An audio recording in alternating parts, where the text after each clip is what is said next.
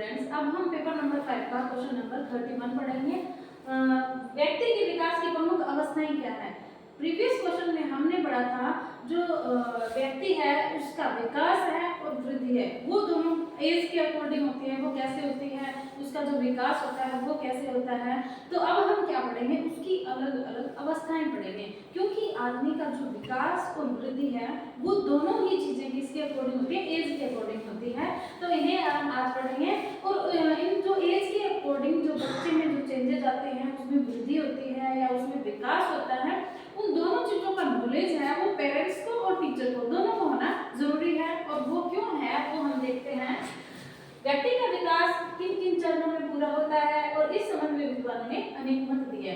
मतलब विद्वान थे, उन्होंने अपने अपने मत है वो अलग अलग दिए। कुछ विद्वान थे जिन्होंने क्या बनाया, गर्भावस्था बनाई, शैशवावस्था बनाई, बाल्यावस्था है, किशोरावस्था है। लेकिन कुछ जो विद्वान थे उन्होंने गर्भावस्था को शामिल नहीं किया। उन्होंने क्या किया, शैशवावस्था, बाल्यावस्था और किशोरावस्था 3 अवस्थाएं बताई। और कुछ विद्वान ऐसे हैं जिन्होंने बाल्यावस्था को ही 3 पार्ट में बांट दिया, जैसे पूर्व बाल्यावस्था आ गई, मध्य बाल्यावस्था आ गई, उत्तर बाल्यावस्था आ गई। एक अवस्था को ही 3 चीजों में बांट दिया। तो इनकी जो अलग अलग थिंकिंग थी तो वो हम पढ़ते हैं। तो सबसे पहले हम देखते हैं शैशवावस्था इन्फेंसी क्या होती है। ये 1 से 5 वर्ष तक होती है। और बाल्यावस्था होती है वो 5 से 12 वर्ष तक होती है। और किशोरावस्था होती है वो 12 से 18 वर्ष तक होती है। रोज ने विकास की अवस्थाओं का वर्गीकरण इस प्रकार से किया था। तो रोज का वर्गीकरण हम देखते हैं, जो शैशवावस्था है वो 1 से 3 वर्ष तक है। और उसकी आरंभिक बाल्यकाल, जब मैंने आपको बताया था कुछ विद्वानों ने सीधा बाल्यकाल और किशोरावस्था 3 चीजों में बांटते, लेकिन कुछ ऐसे थे जिन्होंने पूर्व बाल्यावस्था, मध्य बाल्यावस्था, उत्तर बाल्यावस्था 3 चीजों में बांटा। तो उन्होंने आरंभिक बाल्यकाल 3 से 6 वर्ष तक का, और उत्तर बाल्यकाल मतलब बाल्यावस्था जहाँ पे खत्म होती है 6 से 12 वर्ष तक, और किशोरावस्था 12 से 18 वर्ष तक। तो इन्होंने है वो इन अवस्थाओं में बच्चे की को बांटा। उसके बाद हम देखते हैं कोलसेनिक ने कितने अवस्थाओं में बांटा। कोलसेनिक ने विकास की प्रक्रिया का वर्गीकरण इस प्रकार से किया है, गर्भावस्था से जन्म तक। मतलब इन्होंने ये अवस्था है वो अपने बढ़ा दी। उन्होंने सबसे पहले शैशवावस्था से शुरू कर दिया था 1 वर्ष से 5 वर्ष, लेकिन जो कोलसेनिक है इन्होंने गर्भाधान को भी इसमें शामिल कर दिया। तो गर्भाधान से जन्म तक है वो जन्म पूर्व अवस्था का इन्होंने नाम दिया। उसके बाद शैशवावस्था है वो जन्म से 3 या 4 सप्ताह तक इन्होंने मानी। उसके बाद आरंभिक शैशवावस्था है वो 1 से 2 महीने, 1 से 2 महीने से 15 महीने तक। और उसके बाद उत्तर शैशवावस्था, मतलब शैशवावस्था को 3 पार्ट्स में डिवाइड किया है, 15 महीने से 30 महीने तक। ठीक है। उसके बाद पूर्व बाल्यकाल होता है 2.5 वर्ष से 5 वर्ष तक का। उसके बाद मध्य बाल्यकाल होता है 5 वर्ष से 9 वर्ष तक का। और उसके बाद उत्तर बाल्यकाल होता है 9 से 12, और एडोलसेंस किशोरावस्था होती है 12 से 21 वर्ष। तो इनकी जो थॉट्स है उन दोनों को अलग अलग पार्ट से, रोज ने भी अलग बताया है, कोलसेनिक ने भी अलग बताया है। उन्होंने क्या किया था, उन्होंने सिर्फ बाल्यावस्था को 3 पार्ट्स में डिवाइड किया था, बाकी एक पार्ट थे। और उन्होंने गर्भाधान की जो अवस्था है उसको उसमें शामिल नहीं किया। लेकिन कोलसेनिक है उन्होंने गर्भाधान को भी इसमें शामिल किया है। और इन्होंने जो प्रत्येक अवस्था है उनको 3-3 पार्ट में क्या कर दिया, डिवाइड कर दिया। पूर्व को अलग कर दिया, मध्य को कर दिया और उत्तर को कर दिया। उसके बाद इन सभी वर्गीकरणों का विश्लेषण करके यह वर्गीकरण विद्वानों द्वारा अपनाया जाता है। मतलब सभी को कॉमन रखते हुए विद्वानों के मत है वो इस इंडेक्स में आपको बताए गए हैं। वो क्या है, गर्भाधान का काल है, गर्भधान होता है वो 250 से 300 डेज का होता है। उसके बाद भ्रूणीय अवस्था 2 से 10 सप्ताह तक, मतलब गर्भ के अंदर ही इन 3 अवस्थाओं को बांटा है। जन्म लेने से पहले ही 3 अवस्थाएं, उन्होंने जन्म से गर्भाधान से जन्म तक एक अवस्था कर दी, और इन्होंने 3 अवस्थाएं की है। और उसके बाद भ्रूणीय इन्होंने बताई 2 से 10 सप्ताह तक, और भ्रूण बताया 10 सप्ताह से जन्म तक। तो इन्होंने ये जो भ्रूण काल है इसको 3 पार्ट्स में डिवाइड कर दिया। उसके बाद हम देखते हैं बाल्यकाल। जन्म से 12 वर्ष, मतलब टोटल जो बाल्यकाल होता है वो जन्म से 12 वर्ष तक होता है, क्योंकि 12 वर्ष के बाद क्या हो जाती है, किशोरावस्था शुरू हो जाती है। लेकिन उन्होंने बाल्यकाल ने पार्ट्स में डिवाइड किया। सबसे पहले इन्होंने बताया जो शैशवावस्था है वो जन्म से 3 वर्ष है, मतलब शैशवावस्था को इन्होंने बाल्यकाल अवस्था में ही शामिल कर लिया। तो उसके बाद इन्होंने पूर्व बाल्यकाल बनाया, वो 3 से 6 वर्ष तक बताया। उसके बाद उत्तर बाल्यकाल बताया 6 से 12 वर्ष तक, जहाँ से बाल्यकाल हमारा खत्म होता है। उसके बाद इन्होंने किशोरावस्था का अवधि बताई 13 से 19 वर्ष, उन्होंने क्या बताया 13 से 21 वर्ष बताई, और इन्होंने क्या बताई 13 से 19 वर्ष तक बताई। बालक के विकास की विभिन्न अवस्थाएं हैं, और इन विभिन्न अवस्थाओं में बालक का जो व्यक्तित्व है वो अनेक प्रकार से विकसित होता है। मतलब जैसे जैसे एज बढ़ती जाती है उसके व्यक्तित्व का विकास होता जाता है, और विकास की प्रक्रिया का स्वरूप अपने शारीरिक, मानसिक, संवेगात्मक और सामाजिक तत्वों को संजोए, मतलब इन सभी चीजों का बराबर योगदान होता है। उसका शारीरिक विकास है, मानसिक विकास है, संवेगात्मक विकास है और सामाजिक विकास है। ये चारों विकास है वो एज के अकॉर्डिंग होते हैं।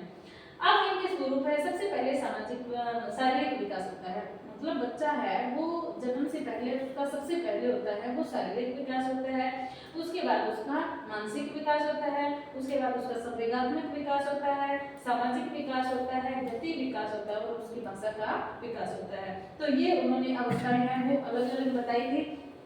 पहले वैज्ञानिकों के अलग अलग मत हैं वो अलग अलग बताए, उसके बाद सभी के मतों को शामिल करते हुए इन्होंने एक कॉमन इंडेक्स बना दी, जिसमें इन्होंने तीनों अवस्थाओं को अलग अलग 3-3 पार्ट में डिवाइड कर दिया।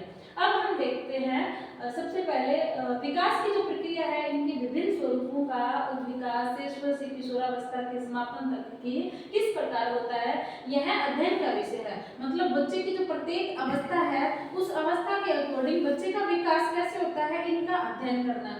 विकास का अध्ययन करके आज जीवन के विभिन्न क्षेत्रों में लाभ उठाया जा रहा है, और बालकों का सर्वांगीण विकास में विकास का अध्ययन विशेष उपयोगी रहा है। मतलब एक जो चाहे वो टीचर हो चाहे वो पेरेंट्स हो, तो बच्चे का एज के अकॉर्डिंग कैसे विकास होता है उसका अध्ययन है वो दोनों के लिए जरूरी है। अभिभावकों तथा शिक्षक के लिए किस प्रकार लाभकारी है। बालक के सर्वांगीण विकास में विकास का अध्ययन लाभकारी है। मतलब उसका जो सर्वांगीण विकास होता है, उसकी सोचने समझने की क्षमता है वो कैसे होती है, तो उसका भी ध्यान रखना जरूरी है। विकास की अवस्थाओं के अनुरूप पाठ्यक्रम का निर्माण किया जाता है। मतलब बच्चों का जो सिलेबस है वो उनकी एज के अकॉर्डिंग डिसाइड किया जाता है कि छोटा बच्चा है वो उसका जो माइंड डेवलपमेंट है वो कहाँ तक है, वो कितनी चीज़ों को गेन कर सकता है, और जो बड़ा बच्चा है उसकी जो सीखने की जो कैपेसिटी कितनी है, तो उसके अकॉर्डिंग जो उसका सिलेबस है उसका निर्धारण किया जाता है। मतलब अगर बच्चे की उम्र कम है और उसके ऊपर सिलेबस है वो ओवर दे दिया जाए तो वो क्या हो जाएगा, उसकी समझ से बाहर हो जाएगा। तो इसलिए उनकी एज को और उनके जो चेंजेस हैं उनको दोनों चीज़ों को ध्यान में रखते हुए सिलेबस को बनाया जाता है। अब उसके बाद तीसरा है विकास की प्रत्येक अवस्था में कुछ परिवर्तन होते हैं, तो उन परिवर्तनों के अनुरूप शिक्षण प्रणालियां अपनाई जाती है। मतलब बच्चे को पढ़ाने के लिए टीचिंग मेथड है वो कैसा यूज करना है वो भी उसकी एज के अकॉर्डिंग किया जाता है। अब जैसे छोटे बच्चे हैं उनके लिए जैसे खेल विधि अपनाई गई, मॉन्टेसरी विधि अपनाई गई, ये विधियां हैं वो उनके एज के अकॉर्डिंग। छोटे बच्चे हैं वो कैसे खेलते हैं, खेल खेल से सीखते हैं, रंग बिरंगी चीज़ों हैं, कलर्स के नेम सिखाए जाते हैं, एनिमल्स नेम सिखाए जाते हैं, तो ये कैसे सिखाए जाते हैं, उनको खेल के माध्यम से सिखाए जाते हैं। तो हमारा जो टीचिंग मेथड है वो भी बच्चे की एज पर डिपेंड करता है कि बच्चे की एज कितनी है और उसके लिए हमें टीचिंग मेथड कौन सा अपनाना है। तो जैसे प्रोजेक्ट मेथड है वो हम कब अपनाते हैं, जब बच्चे की समझ होती है वो थोड़ी सी विकसित हो जाती है। उसके बाद है विकास की प्रत्येक अवस्था में कुछ परिवर्तन होते हैं और उन परिवर्तनों के अनुरूप शिक्षण प्रणालियां अपनाई जाती है। मतलब बच्चे के विकास में जो जो चेंजेज होते हैं उनको भी अपनी शिक्षण विधि में क्या किया जाता है, शामिल किया जाता है, ताकि बच्चों को इसका नॉलेज दे सके। बालकों तथा अभिभावक बालक की विकास की अवस्था के अनुरूप ही अपने व्यवहार का निर्धारण करते हैं। मतलब हमें बच्चे के साथ पेश कैसे आना है, उसके साथ व्यवहार कैसा करना है, इसके लिए भी हमें बच्चे की एज देखनी पड़ती है। मतलब छोटा बच्चा है उसको प्यार से समझाएंगे तो वो समझ जाएगा, लेकिन बड़ा बच्चा है उसको उतने प्यार से हम नहीं समझा सकते। तो वो क्या होता है कि उसका जो व्यवहार है उसको इम्प्रूव करने के लिए और कुछ उसकी आदतें छुड़वाने के लिए हमें उसके एज के अकॉर्डिंग उससे बिहेवियर करना पड़ेगा, तभी वो उन आदतों को सीखेगा। उसके बाद है बालकों का विकास भविष्य में विकास की प्रक्रिया के दौरान होने वाले परिवर्तनों के अनुरूप होता है। मतलब बालक का जो विकास है वो उसका भविष्य निर्धारण करती है। अब जैसे शिशुअवस्था को क्या बताया गया है, पूरे जीवन की जो बेस एज है वो शिशुअवस्था को बताया गया कि बच्चे का जितना इम्प्रूवमेंट हम शिशुअवस्था में कर सकते हैं उतना कभी नहीं कर सकते। तो उसको ध्यान में रखते हुए हमें उसके व्यवहार का निर्धारण करना है। उसके बाद है अनेक शिक्षण प्रणालियों का लाभ है वो विकास की अवस्थाओं के अनुसार उठाया जा सकता है। अभी मैंने बताया जो शिक्षण हमें उसके एज के अकॉर्डिंग यूज करते हैं कि बच्चे की एज कितनी है, उसके अकॉर्डिंग हम टीचिंग मेथड अपना रहे हैं बच्चे को सिखाने के लिए। अभिकर्मित अनुदेशन शिक्षण व्यवहार तथा अधिगम परिस्थितियों का उपयोग विकास की अवस्थाओं के अनुरूप ही किया जाता है।